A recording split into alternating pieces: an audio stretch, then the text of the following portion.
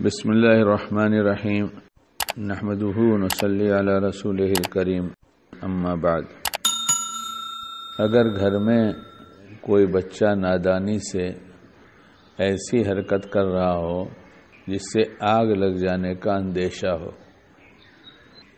تو گھر کا ہر فرد اسے روکے گا، کہے گا ایسا مت کرو، آگ لگ جائے گی، سب کا نقصان ہو جائے گا۔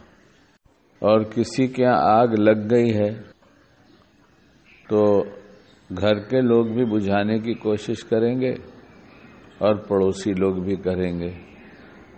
اور دیکھا یہ گیا ہے کہ جب کہیں آگ لگ جاتی ہے تو پڑوسی اگر دشمن بھی ہوتا ہے تو بھی اس وقت کوشش کرتا ہے کہ اس کے گھر کی آگ بجھاؤ، دشمنی بھول جاتا ہے۔ دیکھنے میں یہی آیا۔ تو یہ آگ جس سے ہمارا گھر لٹ جائے، اس کے بجھانے کی ہمیں فکر ہے کہ ہمارے گھر والوں کو نقصان نہ ہو، ہمیں نقصان نہ ہو، ہمارے بال بچوں کو نقصان نہ ہو۔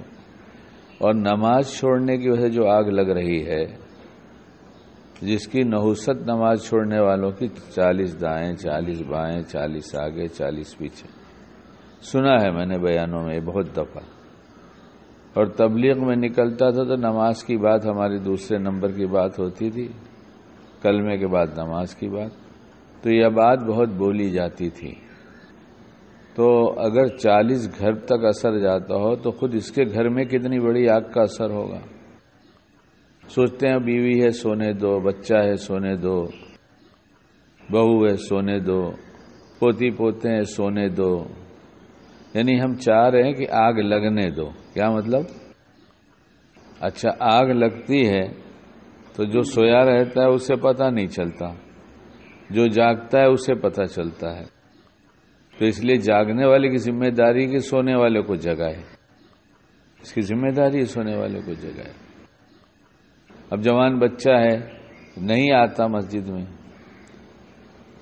تو گھر پہ پڑھ لینے کے بعد بھی حدیث پاک کے مفہوم میں تو یہ بات ملتی ہے کہ آپ علیہ الصلوۃ والسلام نے فرمایا جو لوگ مسجد میں نہیں آتے اپنے گھروں میں نماز پڑھتے ہیں بغیر کسی شرعی عذر کے، جی چاہتا ہے ان کے گھروں میں آگ لگا دوں، جوانوں سے کہیں لکڑیاں جمع کرو اور آگ لگا دوں۔ تو یہ آگ لگا دوں جو کہا نا، تو جس نے نماز چھوڑ دیا لگ گئے اس کے گھر آگ، اور جس کے گھر والوں نے چھوڑ دیا تو اس کے ہاں بھی لگ گئی آگ۔ ہم سمجھتے ہیں ہم نے نماز پڑھ لیا، نہیں، ہم نے نماز پڑھا مگر میں نماز پڑھنے آیا تو میرے گھر میں آگ لگ گئی، تو نماز کی نیت بھی باندھے ہوں گے، اور پتہ چلا چور ہوا بھائی ان کے گھر میں آگ لگی تو توڑ کے بھاگ جائیں گے نیت۔ یہ کیسے ہمیں گوارا ہے کہ ہمارے بچے جب آگ لگا رہے ہیں تو آگ میں جلیں گے نا، آگ لگے گی تو آگ میں جلیں گے، بچیں گے تو نہیں۔ اب اگر کسی کو یہ بات سننے کے بعد خیال ہو کہ آج سے تو ہم اپنے بچوں کو جگائیں گے، یہ اٹھ، رات کو فضائل اعمال میں سے نماز چھوڑنے کی وعیدیں سنائیں گے سونے سے پہلے، کیا کریں گے؟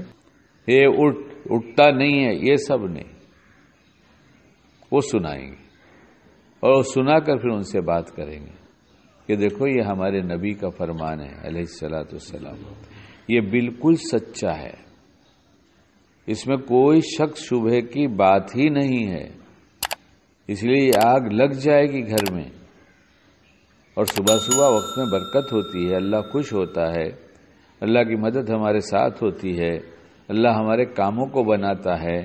اور جو نماز چھوڑ کر سو جاتا ہے فجر کی، صبح میں اٹھتا ہے تو اس کے ہاتھ میں شیطان کا جھنڈا ہوتا ہے، یعنی شیطان کے گروپ کا ہو جاتا ہے، اس کی پارٹی کا ہو جاتا ہے، تو بیٹا یہ بات تو اچھی نہیں ہے۔ دعا کیا جائے، کچھ صدقہ کیا جائے، کچھ پیار سے سمجھایا جائے، ہمارے ذمے اتنا تو ہے ہی ہے۔ اور اگر نہیں مانتا بچہ تو ایک وقت صبح کا ناشتہ چھوڑ دیا جائے کہ تو نماز نہیں پڑھتا تو جہنم میں جائے گا، تو اس لیے مجھے ناشتہ کیسے اچھا لگے گا۔ کچھ ہی دن میں بات دل میں اتر جائے گی، انشاءاللہ ہم سب نمازی ہو جائیں گے۔